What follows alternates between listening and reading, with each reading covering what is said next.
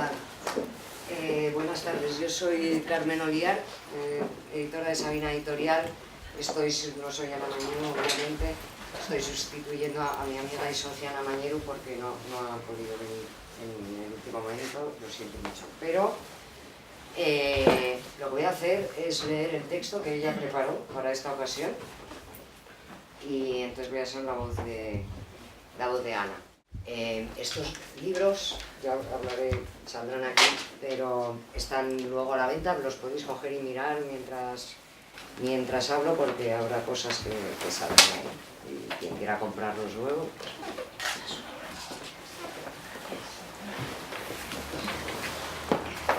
están para mirarse.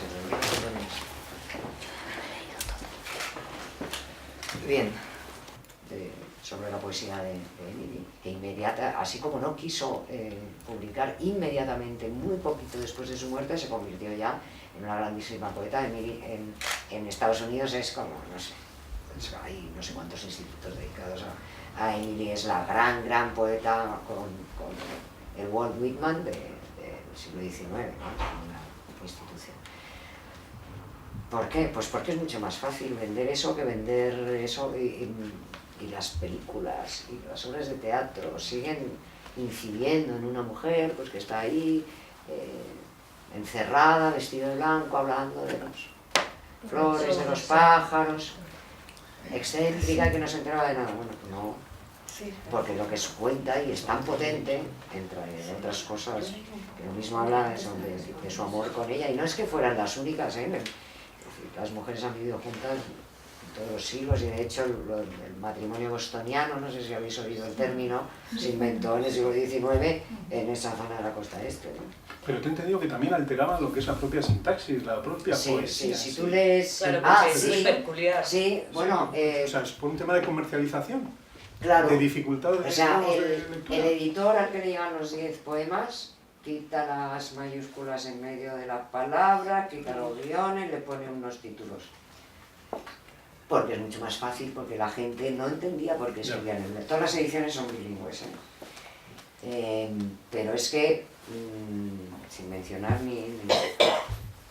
a la persona, porque da igual, este otoño salió una antología suya, o no sé si es casi la obra completa, la segunda vez que la publican en catalán. Bueno, pues otra vez, quita los guiones, quita los mayúsculas. No es para adecuar a la lectura contemporánea, no, es que todo tiene un significado, pero esto pasa con muchísimas autoras, sigue pasando, se planchan cuando hay dificultad, nosotros hemos publicado una nueva traducción de un cuarto propio de Virginia Woolf, bueno, es otro libro, que Virginia habla de ella en femenino cuando se refiere a ella, cuando se refiere a otras mujeres, y ese libro está basado en 2 conferencias en 2 colegios de mujeres, cuando se refiere a contextos de mujeres, no hablas todo el rato en femenino. La traducción canónica es de Borges, que no solo habla de ella, con Virginia habla de sí misma en masculino, sino que directamente planchó párrafos. ¿Cuándo? Cuando se encuentran con algo que no digieren, que no entienden, y dicen, no, pues esto se ha equivocado. Esto se sigue haciendo. Y se sigue aquí, vamos, eso en otoño, en catalán, o sea, en castellano. Y esto pasa y sigue pasando. Hemos sacado una edición alucinante que os recomiendo que la pidáis en Elcar, en la librería, en esta colección, de la última obra que probablemente escribió Sor Juana Inés de la Cruz.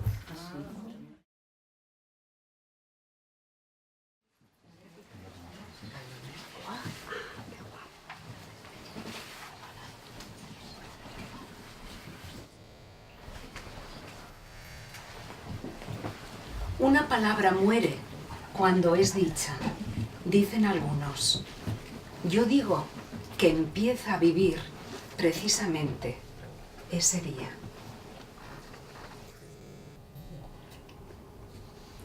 Desconcertada, solo un día o 2, turbada, no temerosa, encuentro en mi jardín una joven inesperada. Ella hace una señal y comienzan los bosques. Ella alza la cabeza Y empieza todo. Ciertamente, en un país así, yo no había estado nunca.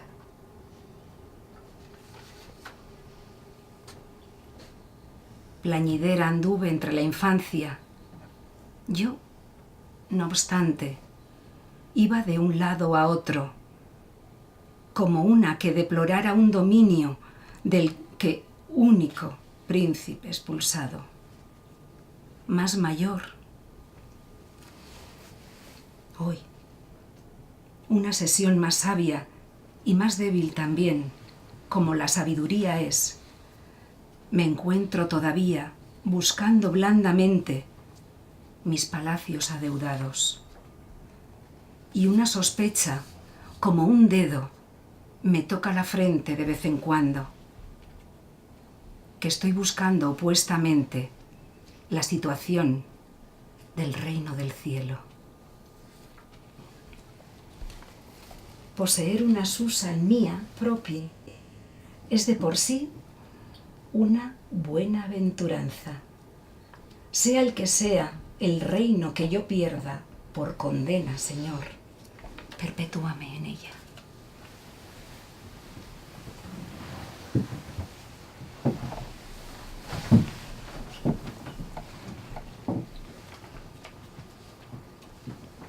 Estas criaturas decisivas, ¿quiénes son ellas?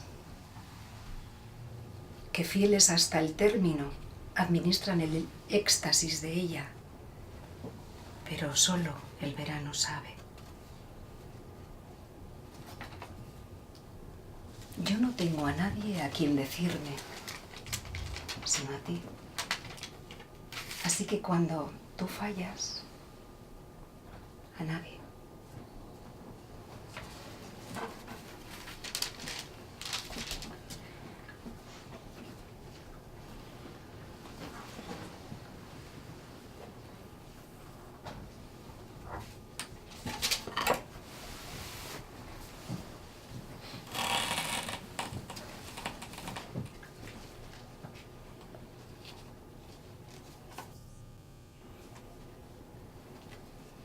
De que yo siempre amé, te traigo como prueba que hasta que amé nunca viví bastante.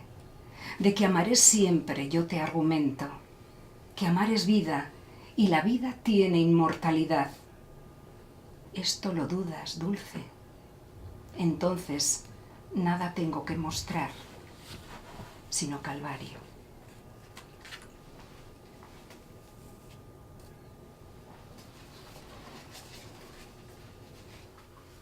Las deleitosas flores me turban.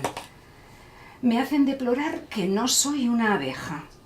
¿Fue culpa mía o de la naturaleza? El amor se calcula por sí mismo, solo. Tan grande como yo, relataría el sol, a quien nunca lo ha sentido arder. Él mismo es toda la semejanza que tiene.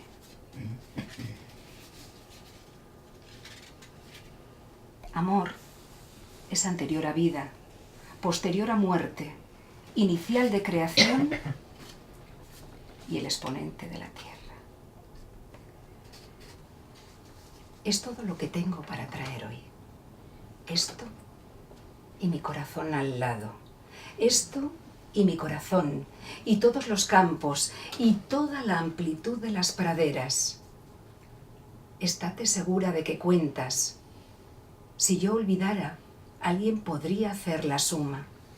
Esto y mi corazón, y todas las abejas que en el trébol moran.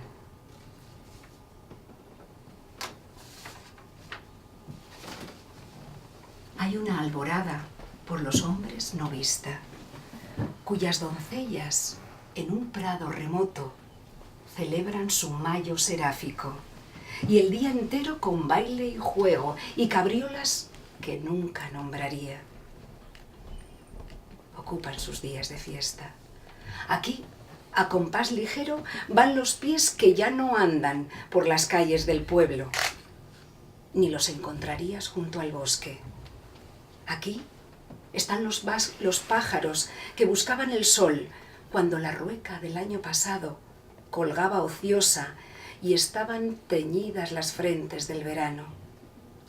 Nunca vi una escena tan maravillosa, nunca un corro tal en un prado así, nunca una disposición tan serena, como si las estrellas en una noche de verano balancearon sus copas como crisólito y festejaran hasta el amanecer.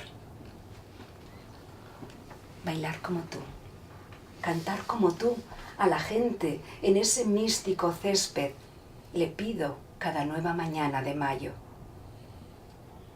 Espero tus lejanas, fantásticas campanas anunciándome en otras hondonadas hasta la distinta aurora.